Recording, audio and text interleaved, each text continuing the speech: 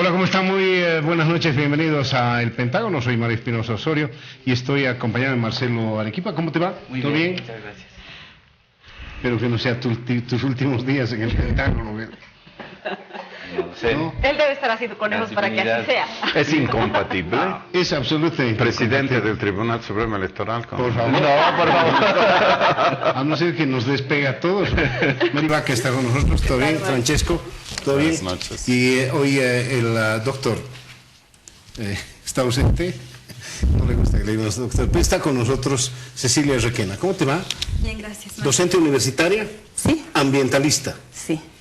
Es decir, ya podemos empezar a ver qué tipo de programa va a ser este. En todo caso, quiero agradecer al Observatorio Boliviano de Medios de Comunicación y Opinión Pública que está subiendo este programa en este instante al YouTube y lo pueden ver el momento que quieran.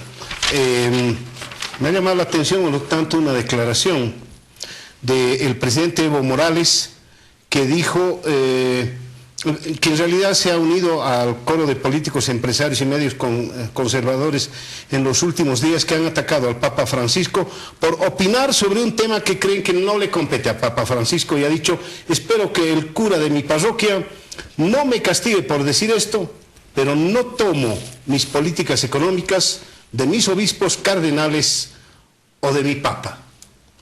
No, perdón, fue Jeb Bush que dijo eso, perdón, lo retiro, no fue Evo Morales.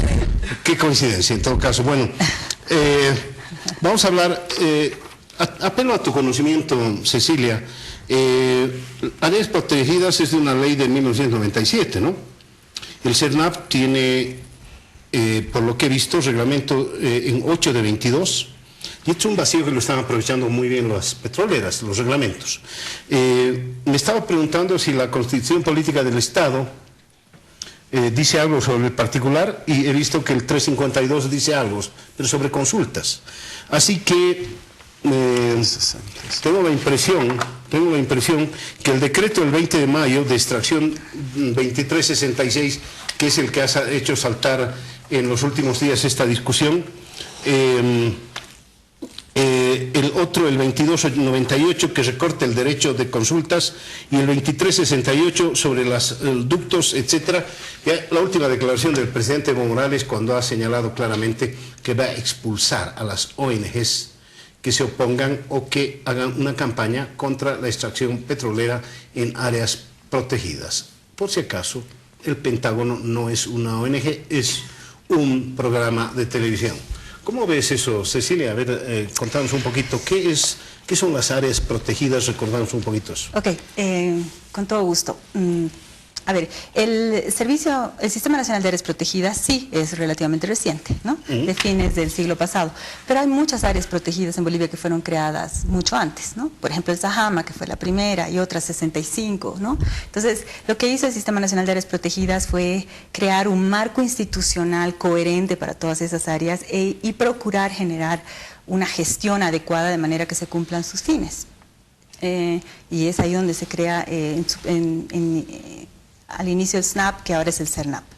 Ahora bien, lo que tú decías de la falta de reglamentos debería ser el problema de la falta de planes de manejo. Los planes de manejo son programas, digamos, muy profundos, de estudio muy profundo de cada área, que nos permiten saber qué se puede hacer en esa área. Se permite que se zonifique el área, que se decida, por ejemplo, cuál es el área intangible, lo que no se puede tocar porque es ultra frágil y ultra crítico, de los lugares en que sí se puede hacer actividades de aprovechamiento, porque las áreas protegidas en Bolivia están habitadas y siempre han estado habitadas. Entonces no han podido ser un parque tipo Yellowstone, ¿no? Donde tú ponías guardaparques, cerrabas todo y nada, que entren los turistas. No, aquí siempre hubo habitantes en las áreas protegidas. Desde el inicio hubo que negociar con sus actividades. Entonces, los planes de manejo permiten todo esto, pero tenemos varias otras disposiciones legales que permiten proteger de todas maneras a las áreas protegidas. Recordame, ¿cuántas áreas protegidas hay? 22. 22. De nivel nacional. Nivel nacional. Porque hay otras. Hay otras a nivel departamental. Sí. Ahora bien, recordame, ¿cuántas hectáreas tiene? las 22? Es un Te las recreo. 15% del territorio nacional. 30%? 15%. 150.000. Digamos, 150.000 hectáreas. Sí, un poquito ¿Cuántas más. tenemos nosotros? 1 millón de hectáreas. De 1.050.000. Ah, de hectáreas, de no, Bolivia. kilómetros Kilómetros cuadrados. Sí. Ajá, bien. Esto es un examen. Todas las áreas protegidas son protegidas. ¿Por qué son protegidas? Bueno, esa es una pregunta clave, ¿no? Protegemos como comunidad, como Estado, protegemos ciertas regiones porque son importantes para el bien común, voy a decir así en términos muy generales. Y cada área tiene razones específicas, pero en general podemos decir que todas proveen de servicios ambientales clave. Y cuando hablo de servicios ambientales estoy diciendo que protegen cuencas, por ejemplo, y por tanto evitan inundaciones o sequías aguas abajo. Protegen biodiversidad, altísima biodiversidad, es el caso del Madidi. El Madidi está entre los parques, y estoy hablando de 1, 2, 3, más biodiversos del planeta, con todo lo que eso implica. Protegen, bosques que son valiosísimos hoy en día, mucho más en contexto de cambio climático. A veces están también relacionadas con territorios indígenas, para permitir que sus formas de vida se mantengan con el bosque en pie normalmente, eso especialmente en tierras bajas. Eso es, básicamente se protege la naturaleza porque se entiende que cumplen funciones de base vital para el país, y eso es algo que creo que no se está entendiendo bien. Cuando hablamos de que se violan... Mi pregunta es, ¿base vital? ¿Base vital de qué? Sí. ¿Para qué? ¿Para que respiremos aire puro? Sí, por ejemplo... ¿Qué dijo el presidente? Y perdón por el desorden en el asunto. El presidente ha dicho, miren, los países industrializados se han farreado su medio ambiente. Ahora ellos quieren que nosotros cuidemos el nuestro, o se los cuidemos a ellos. Ese es un razonamiento interesante. No me parece un razonamiento válido, Mario, porque los primeros perjudicados con la destrucción de nuestro medio ambiente somos nosotros. O sea, ¿quiénes van a sufrir inundaciones o sequías o, cultivos agrícolas que tienen exceso de calor? Primero somos nosotros. Así que el interés de proteger esas áreas está en primer lugar en Bolivia. Que eso tenga un efecto adicional, por ejemplo, en términos de cambio climático para el mundo entero, es también cierto, pero no quiere decir que nosotros podríamos destruir y quedar impunes con eso, ¿no? De hecho, es importante entender la diferencia entre áreas templadas, donde el ecosistema es mucho más resiliente, que en áreas tropicales. En áreas tropicales, si tú destruyes el bosque, tienes muy pronto algo muy parecido a la desertización. Entonces estamos hablando de unos problemas que se manifiestan muy, muy pronto, y porque es un ecosistema, bueno, no es ecosistema, una ecorregión muy frágil. O sea que el razonamiento no tiene sentido. Nosotros deberíamos estar interesados en defender nuestras áreas protegidas porque estamos interesados en mantener la base vital del desarrollo en Bolivia. ¿Por mucho petróleo que hay ahí? Bueno... Si me soluciona a mí el problema de energía y puedo vender, etcétera, vamos, es solo un área protegida. Yo entiendo que este es un razonamiento que exige un poco de abstracción y de complejidad, ¿no? Hay un asunto que nos define como seres humanos, es que tendemos a responder a problemas que son concretos, inmediatos y graves, ¿no? Somos muy malos para ver más adelante, ¿no? Entonces tomamos decisiones sobre la base de urgencias. La urgencia ahorita necesitamos seguir exportando y entonces vamos adelante. El problema es que en una relación costo-beneficio hacia adelante podemos terminar perdiendo mucho más de lo que ganamos exportando gas. Porque perderíamos áreas clave para el futuro que tienen, por ejemplo, riqueza de recursos genéticos que son importantísimas para la salud y la alimentación, la agricultura. Perderíamos fuentes de agua. ¿Cuánto cuesta un río, por ejemplo? ¿Cuánto cuesta el río del Guanay o el de Tipuani que está contaminado con oro? ¿Qué precio le damos a eso? Lo que pasa es que no lo valoramos, ¿no? Y por tanto resulta que, entonces nos conviene exportar gas, pero deberíamos hacer un cálculo integral de lo que estamos perdiendo y de lo que estamos ganando. Y si hiciéramos un cálculo así, seguramente llegaríamos en equilibrio en que tenemos probablemente algunos pozos, pero de manera absolutamente excepcional y no como la norma, que es lo que ahora nos han impuesto. Bueno, la pregunta, ¿a qué viene este ensañamiento del gobierno con las áreas protegidas, verdad? ¿Qué ha pasado? Este gobierno odia la madre tierra, quiere realmente eliminar la biodiversidad. Esta es la pregunta que podríamos hacer. Evidentemente no, este gobierno por lo menos tiene una cara o una careta, llámenlo como quieren, de ser defensor del medio ambiente y lo ha tomado desde un comienzo. Yo he seguido muy de cerca la evolución que ha tenido el MAS, en especial en el tema medioambiental. Cuando se discutió en el 2004-2005 la ley de hidrocarburos, ellos eran los defensores realmente más que radicales ambientalistas, ¿no? Que no se tocara nada, que la consulta fuera, como decían, vinculante. ¿Se acuerdan, verdad? Pero ¿cuál era la razón? ¿Le interesaba la naturaleza? ¿Le interesaba las áreas protegidas? No, le interesaba hacer pasar su proyecto de ley. Era un objetivo político. Por eso hicieron lo que yo llamaba la política del bar abierto, de Santos Ramírez. No, vengan todos los que quieren apoyar mi proyecto, traigan sus requerimientos y se lo ponemos en la ley. Pusieron reglamentos enteros en la ley. Y este discurso sirvió para que Evo Morales fuera el abanderado de la defensa de la madre tierra. Pero ahora las cosas han cambiado. Ahora hay necesidades de tener recursos en vista de los problemas que hay con el precio del petróleo, sobre todo las inversiones. Yo veo en esas medidas que tú has mencionado, son 3 medidas: una, acelerar los trámites para obtener las licencias; el otro, evitar o controlar las consultas indígenas; y tercero, facilitar el acceso a las áreas potencialmente. Tampoco lo que dices es cierto, que allá hay petróleo, podría haber, hay que explorar, evidentemente. Entonces, permitir la exploración es Bueno, en Boquerón han encontrado. Bueno, pero no es áreas protegidas, no es área protegida, es un campo. En Madrid sí. Sí. Bueno, En Madrid, petróleo y gas hay. Liquimuni. Sí, hay. Liquimuni es un caso. Es decir, ya están, sabemos que ya están, solo están parecería, en regularizados. todo caso, que no quisieras que se encuentre No, petróleo. a ver, después voy a aclarar cuál es mi posición, que está muy cerca a la de Cecilia. A mí me parece que 15% del territorio nacional para áreas protegidas es inclusive demasiado. Es decir, se puede ver en función de algunos estudios, no, digamos que no deterioran el estado de las cosas, si alguna parte de estas áreas, que no sean los santuarios de la biodiversidad, que no sean territorios aprovechados económicamente por los pueblos indígenas, ahí hacer localmente, porque finalmente un pozo puede tomar un área bastante pequeña si es bien tratado. Pero lo que estoy poniendo en tela de juicio, las intenciones de esto. Las intenciones, como nadie viene a explorar, hay que facilitarle la vida.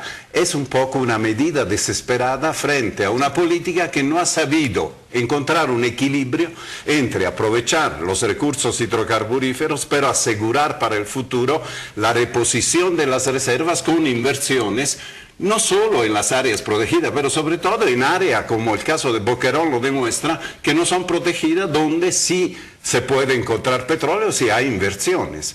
Ahora es mucho más fácil en zonas vírgenes donde no ha habido, digamos, estudios anteriores, donde hay una cierta potencialidad, digamos, de riquezas, abrir.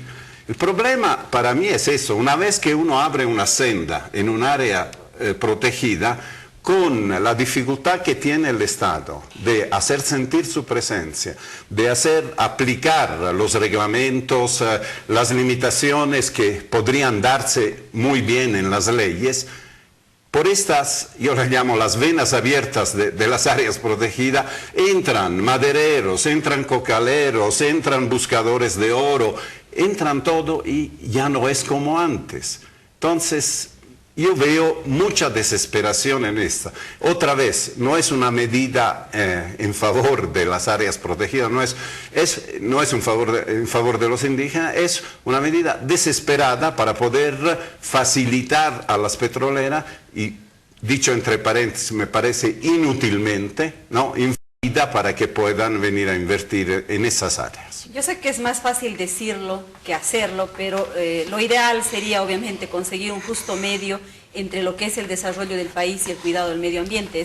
Puede parecer solamente un discurso, pero ese sería el ideal. He escuchado en los últimos años mucha crítica, sobre todo de los analistas especializados en temas de hidrocarburos, de extracción, exploración, mucha crítica al gobierno por no haber tenido una política agresiva en el tema de exploración y explotación, porque las reservas que tiene el país están a punto de acabarse. Dependiendo quién sea la persona que haga el pronóstico, pueden decirle que se van a acabar de aquí a 3 años o se van a acabar de aquí a 10 o 15 años las reservas del país. Lo que significa evidentemente, y estoy de acuerdo en esto con Francesco, de que existe una desesperación de parte del gobierno por mostrar resultados en esta materia. Además, en este contexto se viene la negociación con Brasil respecto al nuevo contrato, ¿no? Me parece que se tiene que negociar ya en los próximos meses y el gobierno tiene que mostrar sostenibilidad en el tema de la producción de hidrocarburos y concretamente de gas, ¿no? Pero lo que llama la atención es la incoherencia que existe entre el discurso de parte del gobierno y las acciones que se están tomando desde allá. El discurso dice que el presidente es ecologista, que es defensor de la madre tierra, ha sido declarado héroe de la madre tierra por Naciones Unidas, ha promovido la aprobación de los derechos de la madre tierra en Naciones Unidas y incluso hace 2 o 3 días un viceministro dijo que la encíclica del Papa era una coincidencia con la política medioambiental del gobierno del presidente Evo Morales. Eso llama la atención precisamente en un contexto en el que se ha procedido a aprobar estos 3 famosos decretos que ponen en tela de juicio precisamente la política medioambiental del presidente Evo Morales. Pero, como decía al principio, creo que hay que entender que es necesario hacer una política o una estrategia de exploración agresiva. No sé si eso implica entrar a los parques. Acaba de decir, de ilustrarnos Cecilia, de que solamente representan el 15% del territorio nacional. ¿Por qué no mirar el otro 85% del territorio boliviano para buscar? ¿Por qué precisamente las áreas protegidas? Es probable que ahí haya más probabilidades, hay algunos estudios previos. ¿En qué se basa el gobierno para dar esta autorización, ¿no? Eso me parece importante. Y el otro tema que también me parece fundamental es la constitución política del Estado. Hay 2 elementos que la Constitución señala. Uno de ellos, que se debe hacer una consulta libre, informada y previa a los pueblos indígenas que habitan en los territorios donde se van a realizar los proyectos, y otro que reconoce las áreas protegidas para el bien común, para todos los bolivianos, ¿no? Lo que significa que estos 3 decretos estarían yendo en contra de la propia Constitución Política del Estado que ha promovido el presidente Evo Morales. Perdóname, Es decir, depende cómo entiendes el bien común. Claro, depende, pero se supone que el concepto de área protegida es el que nos ha explicado ampliamente Cecilia, ¿no? Yo entiendo el bien común, que si encontramos algo es para todos. No, está bien, yo te estoy diciendo aquí precisamente busquemos un equilibrio, no te estoy diciendo vamos, no vamos, es decir, habrá que buscar ese equilibrio. Quién sabe el tema de la consulta sea clave, pero lamentablemente lo primero que han hecho estos decretos es flexibilizar la consulta hacia los pueblos indígenas, cuando debería ser exactamente lo contrario. La corriente mundial más bien lleva a que la consulta con los pueblos indígenas sea real, sea previa, sea informada, sea de buena fe, como dice la Constitución boliviana, pero lo que se está haciendo aquí en el país es flexibilizarla. En todo caso, no condeno plenamente la política gubernamental de empezar a desesperarse por la falta de reservas. Creo que es el momento de preocuparse, pero habrá que buscar ese equilibrio del que hablaba.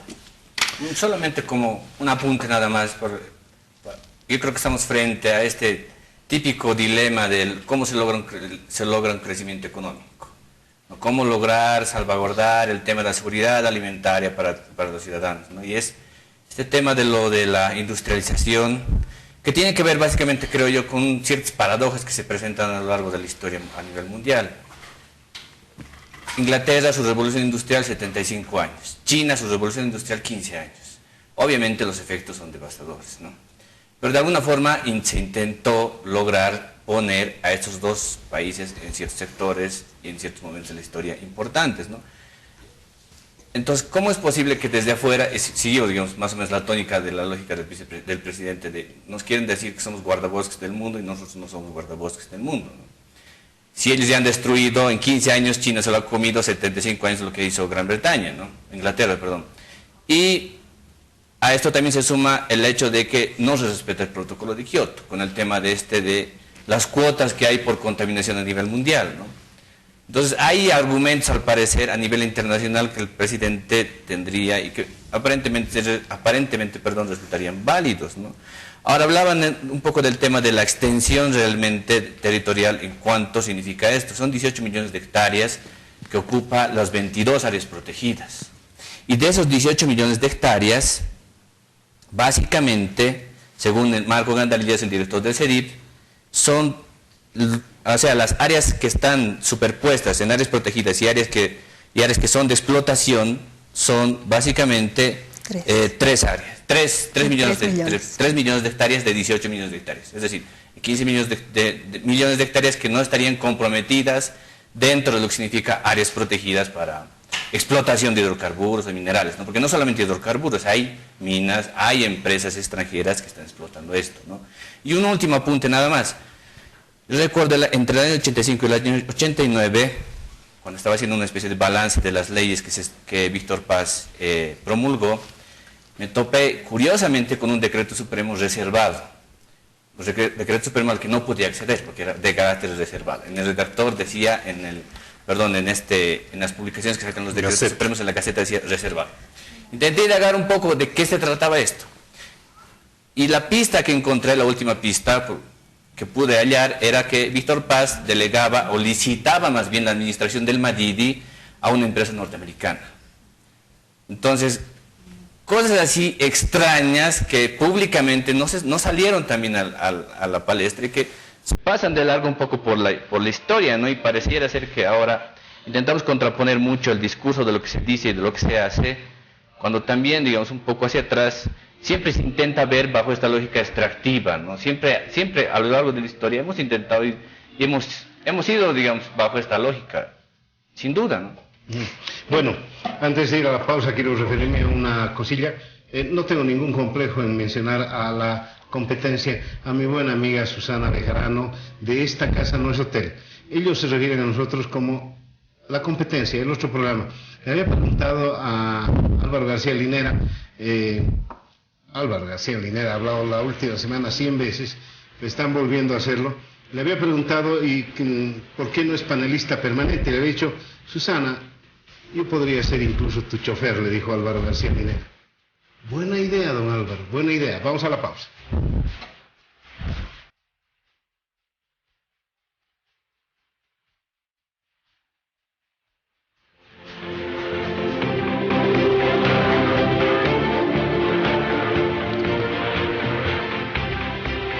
Bien, gracias. Estamos en el Pentágono y estamos hablando de áreas protegidas, estamos hablando de extractivismo, estamos hablando de utilitarismo, estamos hablando de desarrollismo.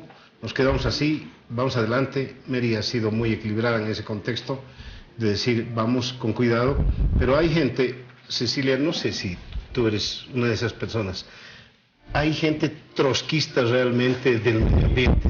Tú no eres así. Probablemente sí. Sí, en serio. No sé, Mario, que juzgue a los otros. Lamento decirte algo que te va a preocupar. El mundo seguirá acá millones de años después de que haya desaparecido el último ser humano. Ah, pero estamos de acuerdo. Entonces no soy trosca, si es que eso era ser trosca. Sí, no.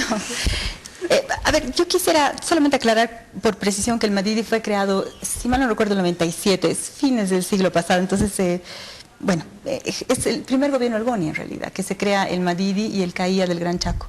CAIA del Gran Chaco como el área más grande de Sudamérica, 3.500.000 hectáreas, y el Madidi con 1.700.000, súper importante por lo que decía antes, uno de los lugares de mayor biodiversidad en el mundo, junto con el Manu de Perú, por la diferencia de alturas, porque vas en un solo parque desde 6.000 metros de altura hasta 200 metros sobre el nivel del mar, en un transecto muy corto, muy breve, ¿no? Como es la cordillera que baja dramáticamente.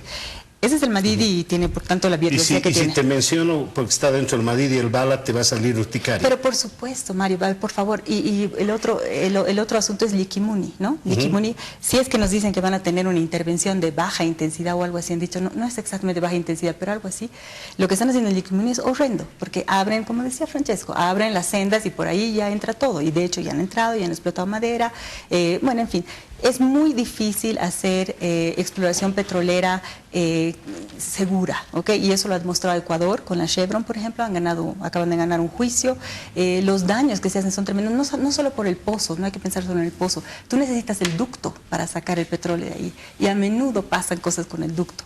Y eso contamina agua, contamina suelos, y una de las contaminaciones más terribles y de largo plazo. Podríamos decir que es irreversible. Pero yo quería decir algo más. Lo de los ductos es que me llama la atención. El gasoducto al Brasil es subterráneo y está cubierto y ha crecido vegetación, sí, y no pasa nada. No, un ducto de petróleo o de gas es menos problemático. Ajá. Petróleo es muy problemático. Cualquier fuga, cualquier ruptura, puede haber incluso piratería para robar. Eso pasa, por ejemplo, en Nigeria, ¿no? Ah, claro. Entonces, bueno. Pero lo que yo quería poner más énfasis en lo siguiente. Creo que una de las mejores maneras de explicar en qué nos afecta, y voy a hablar de dos cosas, en qué nos afecta y de política energética, es el tema de las lluvias. Creo que es más fácil entender para la gente así. Hoy en día ya se tiene ciencia dura que nos explica que nosotros tenemos selva amazónica y lluvia tan adentro del continente, siendo que la cordillera está acá, gracias a que la selva amazónica funciona como una esponja que va trayendo el agua desde el Atlántico, no desde el Pacífico, porque en el Pacífico existe esta pared que es la cordillera. Nosotros en La Paz, en el Altiplano Norte, tenemos lluvias porque hay selva amazónica al otro lado.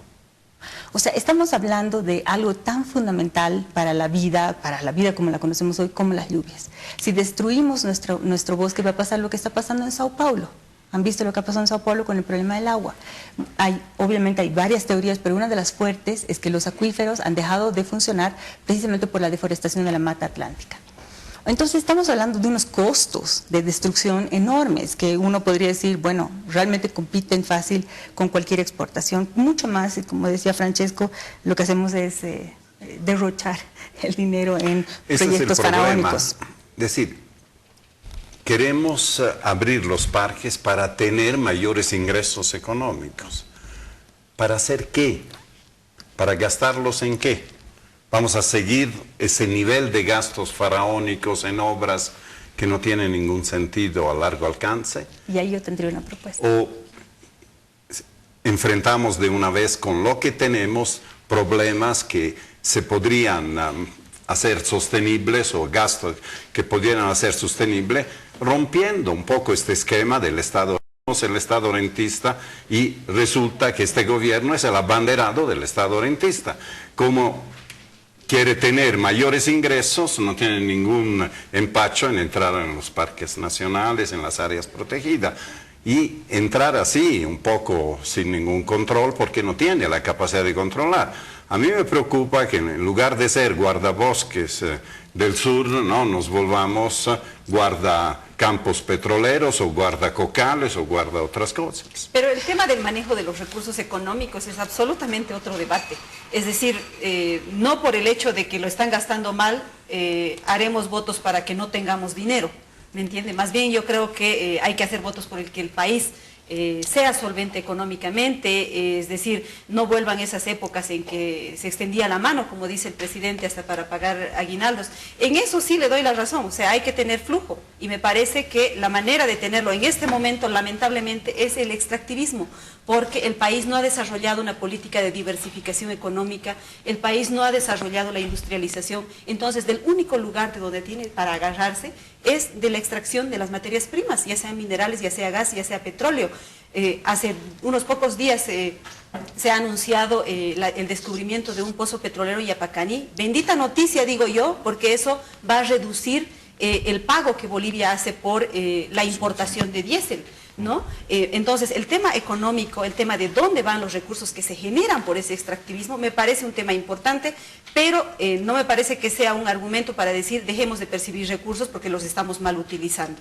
Aquí quizá un apunte más para antes de que quizá hablemos sobre el tema este de lo de Yapacaní, que se acaba de encontrar. Saskia Sassen, una socióloga norteamericana, es holandesa, intenta teorizar un poco lo que está pasando en relación a estas cuestiones. Ella dice que básicamente lo que ocurre en las grandes ciudades es expulsiones, es decir, antes se incentivaba a que la gente venga a las ciudades, entre las ciudades, consuma, y generar de alguna forma grandes conglomerados o ciudades globales, lo que le llamaría. Ahora lo que se intenta hacer más bien es expulsarlos, porque hay tan cantidad de gente en las ciudades que no hay posibilidad de cumplir con los servicios básicos que demandan. Pero eso no solamente pasa en las grandes ciudades, también pasa en el campo. Y pone como ejemplo el tema de cuando entra China, por ejemplo, al África. Básicamente el África es el jardín de China ahora mismo. Porque ellos entran, se conceden licitaciones de grandes extensiones de tierra para poner plantaciones, para alimentarse ellos mismos. Y la única cosa que dejan ahí como legado, quizá como construir a favor, son líneas férreas de trenes, ¿no? Ellos dicen, te vamos a poner un tren, pero ese tren está a condición de que eso solamente durante 20 años o 30 años transporte nuestros productos a los puertos más cercanos y nos alimenta a nosotros mismos, ¿no? Los presidentes de esos lugares venden esta medida como si fuera un avance tecnológico, un avance de la modernidad, y además algo que nos va a conectar a nosotros dentro del África, ¿no? Entonces a mí me parece que de alguna forma, como decía Francesca, un poco Cecilia, hay que tener cuidado cuando se intenta implementar, ok, vamos a intentar generar mayores riquezas, intentar generar más recursos, incursionar en las áreas protegidas, qué sé yo.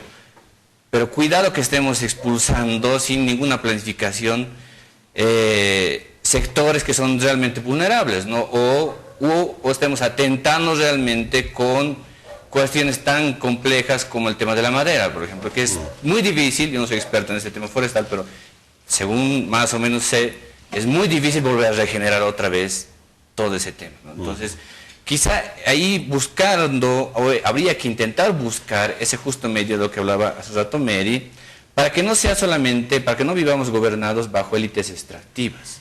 Si vivimos gobernados bajo élites extractivas, pero que se genere de alguna forma, lo que hace Mowgli Robinson también dice, de alguna forma especialización en algunos sectores. Ok, vamos a generar una lógica extractivista, pero generaremos también paralelamente especialización en otros sectores, en otras áreas, de tal forma que esto no sea solamente extractivismo en el futuro, ¿no? Que sea de alguna forma coadyuvado, ¿no? Esto es lo que intentaba decir. Ese es para mí el punto. Yo quisiera que hablemos de política energética y modelo de desarrollo. Una sola cosilla sí. quisiera, en términos de áreas protegidas, en términos de destrucción de medio ambiente, en términos de todo esto que se está hablando ahora, ¿en qué puesto está Bolivia? ¿Es un lugar muy preocupante, o en un intermedio, o estamos manejando bien nuestras cosas a pesar de todo esto? Yo te diría que estábamos en un sitial de privilegio y que lo hemos ido perdiendo aceleradamente en esta última década. Y eso demuestra, por ejemplo, las tasas de deforestación. Sí, señor. Entonces yo creo que ahora estamos en el nivel intermedio. ¿Y eso es culpa del ser humano? Sí, en gran medida sí. Tenemos un problema de gestión. Eso es lo que dice la encíclica, no hemos hablado de eso. Hay un modelo de producción y consumo que nosotros tenemos que no es sostenible. Por eso es que el punto medio, yo estoy de acuerdo con eso, pero sí es que cambiemos cualitativamente ciertas cosas. Por ejemplo, la política energética del gobierno. A propósito de eso, yo pienso que lo ideal sería que el gobierno esté utilizando los recursos existentes ahora en recursos no renovables y hidrocarburos para ir haciendo la transición energética hacia las energías renovables, donde somos un paraíso. Somos un paraíso para la energía eólica y sobre todo para la solar. El gobierno mismo, y no son mis palabras, acaba de anunciar que en Potosí se podrían generar 800 megavatios, que es un poco el equivalente de lo que se generaría con la nuclear, ¿no? Entonces podemos hacer un salto energético, no necesitamos ser, como decías, dependientes, ¿no? Y cada vez más dependientes del petróleo y del gas, porque es como cavar un hueco, ¿no? En vez de estar generando las escaleras para salir y salir pronto. Quiero decir algo más que me parece súper importante. Hay un presupuesto de hidrocarburos en el mundo, perdón, es de carbón, es de recursos fósiles, es de carbón y de hidrocarburos.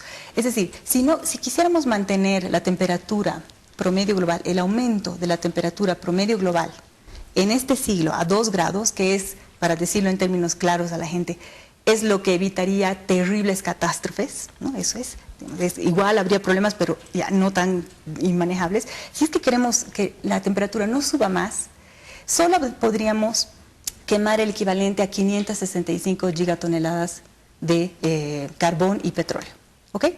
Bueno, el problema es que las reservas probadas del mundo entero ya suman 5 veces más que eso. Las que ya están probadas. Entonces, si nosotros quemáramos, usáramos todos esos hidrocarburos y carbón, entonces sencillamente no detendríamos el aumento de la temperatura promedio global ni en 2 ni en 4 probablemente. Lo que es realmente un escenario, pero ultra catastrófico. Entonces, ¿qué estamos haciendo? ¿No? Si en ese contexto te preguntas, ¿qué estamos haciendo en ese contexto global? ¿No? Buscando más de eso, ¿no? Entonces ya resulta una especie de suicidio, porque más es consciente, porque de lo que estoy hablando es ciencia, ¿no? No es un cálculo. Entonces lo que hay que hacer es una política energética que busque la transición, no solo en Bolivia, en todas partes, y que además plantee un modelo de desarrollo, y esto está muy claro en la encíclica del Papa Francisco, un modelo de desarrollo que no implique destrucción, porque por eso hemos creado, digo esto más, por eso hemos creado áreas protegidas, porque no sabemos convivir con la naturaleza de manera armónica. Entonces necesitamos crear lugares donde no destruyamos, porque no sabemos hacer otra cosa que destruir. Tenemos que cambiar eso para que el equilibrio ahí sí, el punto medio sea viable. Bueno, debo ir a la pausa y luego de la pausa vamos a hablar lo que dijo el Papa Francisco en todo este contexto. Sigo pensando que más que irresponsables somos algo soberbios con el mundo, pensar que lo vamos a destrozar nosotros. Sigo pensando en esa dirección. El Sahara se desertificó hace millones de años cuando no había nadie que saque petróleo ni proteja áreas protegidas en la tierra. Y las cosas cambian. Hubo una era glacial en el mundo hace millones de años y el hombre nada tuvo que ver en eso. Así que todos los mensajes hablaremos de algo más interesante, lo que dijo el Papa.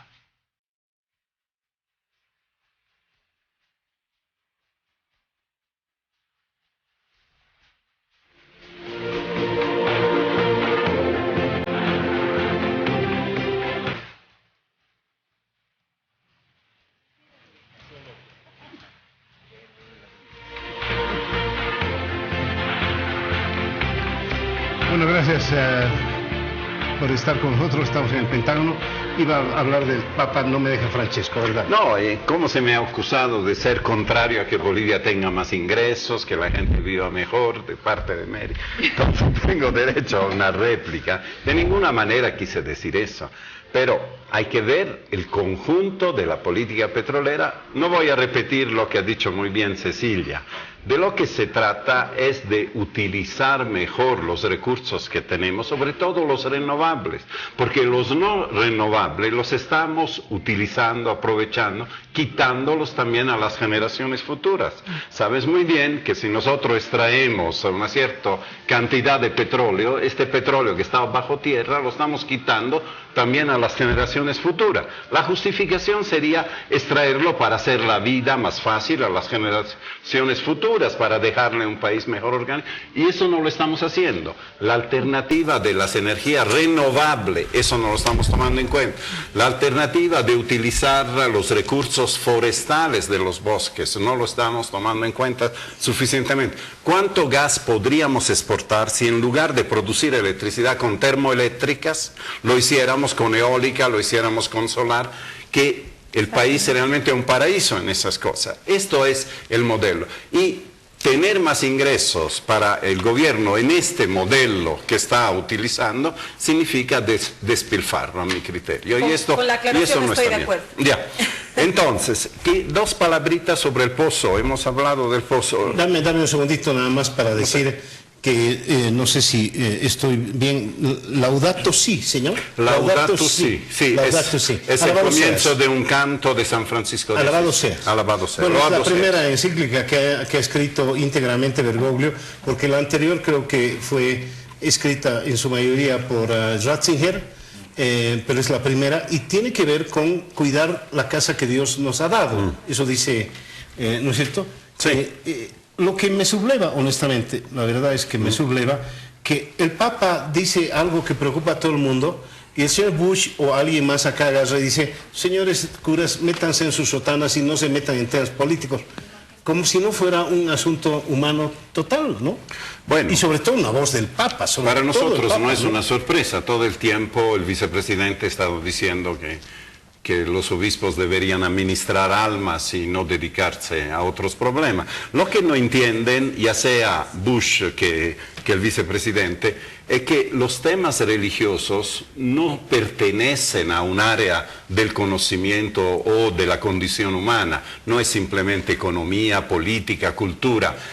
Yo siempre hago una imagen muy visual, es como tener meridianos que son cada aspecto del quehacer humano, la cultura, la política, la ciencia, etc., y tener un paralelo que es justamente la religión. A todas las áreas sin sustituirlas, porque evidentemente cada uno tiene. Por eso la encíclica ha sacado ronchas también a la derecha europea, no solo a la derecha norteamericana. O boliviana. Claro, y hay gente que dice, este Papa está llevando al Vaticano todas estas corrientes latinoamericanas, idealistas, utópicas, y no es cierto, porque ha sido asesorado por los mejores científicos en el tema del cambio climático. Los números, la precisión con la cual trata la temática científica realmente es admirable, no le puedes decir nada. Y lo que hace el Papa, pone el dedo en la llaga. Es decir, no es posible seguir adelante con un modelo económico que lo único que nos va a llevar a deteriorar más el mundo de una manera incontrolable. Tú tienes razón en decir que ha habido catástrofe antes que apareciera el hombre, pero ha habido catástrofe también con el hombre. Te cito simplemente una. En el centro de Asia había un lago, uno de los grandes lagos, el lago Aral, ¿verdad? Sí. Gracias a las políticas ambientales, digamos antiambientales que hizo la ex-URSS, este lago ha desaparecido prácticamente. Era un lago donde vivían pescadores, son imágenes estremecedora donde tú ves un barco en medio de la arena hoy en día. Son cosas que suceden. La desertificación del Sahara, que avanza continuamente hacia el centro de África, es un hecho que cada año se hace. Los cambios climáticos que te llevan a eventos extremos son algo ya confirmado. El incremento de la temperatura, la pérdida de los glaciares y de los reservorios de agua es algo que requiere una respuesta. Lo interesante de esta encíclica es que realmente el Papa habla no solo a los cristianos, a los católicos, ni siquiera solo a los hombres de buena voluntad, sino a toda la humanidad. Porque este es un problema de todos. Puede que la Tierra sobreviva a la humanidad, porque no necesita de la humanidad, pero sobrevivirá bastante destrozada. Y finalmente, ya que estoy hablando de este tema, quisiera hacer un apunte. La encíclica cita 2 veces explícitamente una carta pastoral de los obispos bolivianos. Y yo con gusto he leído en algunos periódicos europeos frases como: ahora no solo los obispos bolivianos ponen en alerta sobre estos temas, por ejemplo, la casa común y el tema de que los más vulnerables a los cambios climáticos son los más pobres. Y eso debemos tener en cuenta cuando hablamos de las áreas protegidas. Finalmente no nos afecta a nosotros, tal vez citadinos, ¿no?, sino a los ciudadanos que viven dentro de los parques. Esos van a ser los primeros que van a ser afectados. Bueno, entonces es una carta donde Bolivia también tiene una cierta presencia. Yo no estoy tan seguro que sea la misma ideología del gobierno, porque el viceministro Rada lo ha dicho 2 horas después que salió la encíclica, y lo desafío a leer en 2 horas una encíclica de 199 páginas, ¿no? Pero evidentemente la temática general, en ese sentido ha hablado que hay afinidad, ¿no?, es de defensa de la madre tierra, de modelos económicos diferentes de los países industrializados, pero en la práctica que estamos haciendo, imitando. Si ellos lo han hecho, ¿por qué no podemos hacerlo nosotros? Esto es la contradicción que yo veo, ¿no?, entre un discurso que es aceptable, aplaudible, y la práctica. Bueno, no es discurso lo que viene ahora. ¿Quiero hablar del petróleo? No, quiero hablar un poquito también de la encíclica, que quiero destacar el punto en el que se refiere a la deuda ecológica que tienen los países del norte con los países del sur. A mí me parece fundamental el tema en el debate del modelo económico en el que estábamos previamente, porque claro, los países industrializados han logrado los niveles de desarrollo que ahora tienen gracias a esta mega destrucción del medio ambiente, y ahora todos estamos pagando las consecuencias. Cuando resulta que nos damos cuenta de que esto ya no tiene futuro, entonces nos dicen, bueno, ahora sí hay que cuidar el medio ambiente, ahora sí hay que ser ecologistas, etcétera, etcétera, ¿no? Estás coincidiendo con el presidente Morales. Mira, debe ser uno de los pocos programas en los que estoy coincidiendo en algunas cosas, pero eso demuestra mi independencia. A veces aquí soy muy crítica con él y a veces también coincido con él. Pero en todo caso creo que me parece, decía yo, un punto fundamental. Y le pregunto también a Cecilia si es que hay alguna manera de lograr alguna compensación por todo eso. Es decir, parece discurso, ¿no? Parece discurso, nos deben, pero realmente alguna vez será posible que nos paguen y dejemos de explotar los recursos naturales que están en los parques.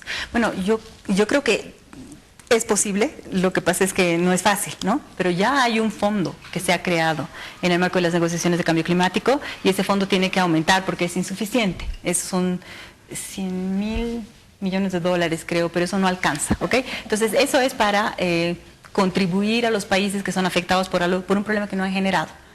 Históricamente no hemos generado ese problema, salvo China, que ahora es el principal emisor, pero obviamente de los últimos años. Pero entonces, es posible, bastante más comercial que eso, ¿no? No, es decir, yo no contamino pero pago. O sea, no, yo contamino pero pago. Era una cosa así. Yo contaminé. Este es un fondo nuevo, Mario, con otro concepto, porque tú estás hablando de los conceptos que Bolivia tanto criticó y con lo que yo también voy a estar de acuerdo, que eran ultramercantilistas, ¿no? Y creo que eso reducía muchísimo las opciones de hacer algo. Pero sí creo que es posible, creo que no va a quedar otra. La encíclica pone muchísimo énfasis en eso, creo que realmente es una causa que hay que defender. Lo que sí también creo es que no puede ser que nosotros acusemos a los demás con el dedo y pidamos que nos paguen haciendo exactamente lo mismo que han hecho ellos para generar el problema, con una diferencia importantísima, que cuando ellos emitieron no se sabía que venía un desastre, nosotros sí lo sabemos. Entonces, ¿cuál es la autoridad moral que tú tienes de recibir el dinero con una mano y estar destruyendo tus áreas protegidas y seguir explorando gas y petróleo con la otra? Es decir, no hay coherencia en eso. Pues para reemplazar en todo caso. Pero que venga la plata para reemplazar. Esa era la idea del Yasuní. Esa era la idea del Yasuní en Ecuador, que era, mire, nosotros dejamos el petróleo debajo digamos, en la tierra, pero ustedes compénsenos pagando, y lamentablemente ese proyecto ha fracasado, pero yo no lo daría por muerto. Ese proyecto podría volver a resurgir porque fue una idea originalísima que permitiría eso, que digamos, hay una compensación y al mismo tiempo proteger nuestro ambiente, que como decía antes, definitivamente tiene todo que ver con nosotros antes que con si beneficiamos o dejamos de beneficiar a los otros países. ¿Petróleo? Ahora finalmente petróleo, 44 millones, ¿no? De barriles de... No, 28. 28. Sumado a los 14 hace 40. No sé por qué he tenido un déjà vu y he recordado cuando Goni nos informó de los 53 trillones de pies cúbicos y que ahora por alguna suerte medio raras son ahora, no existen. No existen, pero bien, yo le creo al gobierno en esta circunstancia, nos pone en un sitial interesante, no se está destruyendo, no es área protegida, como han dicho ustedes, y es interesante que tengamos petróleo, es más que interesante. Esto quiere decir que hay hidrocarburos en Bolivia. Lo que hace falta es buscarlo, y buscarlos con buenos criterios. Yo veo algunas cosas muy positivas en eso.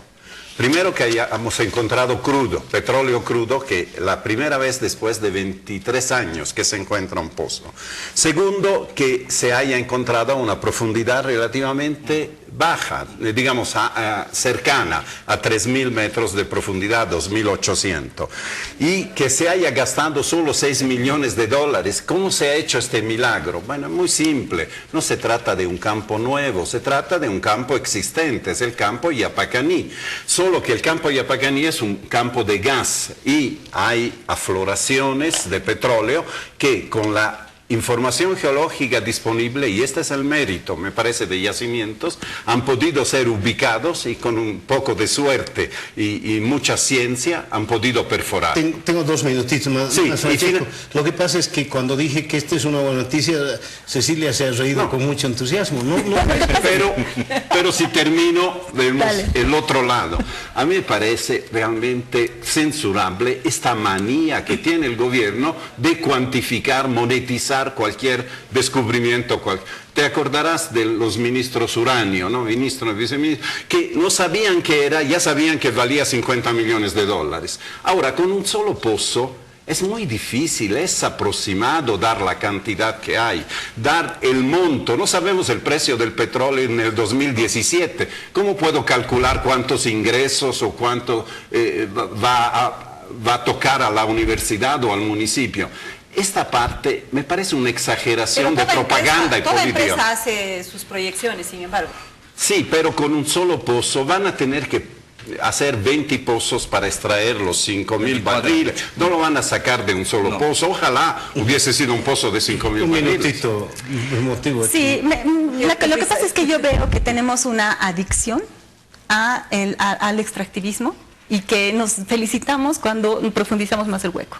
Yo creo que necesitamos un proyecto de país que sea viable en el largo plazo y en el mediano plazo, y eso es algo muy distinto. Entonces, creo que realmente debemos empezar a ser muy críticos con respecto a seguir cavando el hueco del extractivismo, mucho más porque me reía porque creo que no se llegó a entender lo que hablaba del presupuesto mundial de hidrocarburos, ¿no ve? Y de carbón. Entonces, si nosotros aplicáramos esa lógica, podrían decirnos, ok, que sean los países menos desarrollados los que emitan esas 500 gigatoneladas, pero estamos en una situación en que, si tú lo ves desde fuera, y con esto termino, no hay futuro ahí.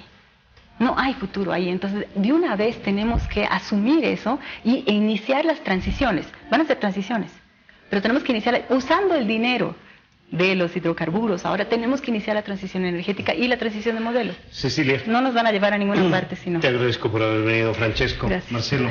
Mary, gracias al Observatorio Boliviano de Medios de Comunicación y Opinión Pública por subir este programa al YouTube, y a todos ustedes por habernos seguido. Será hasta el próximo domingo.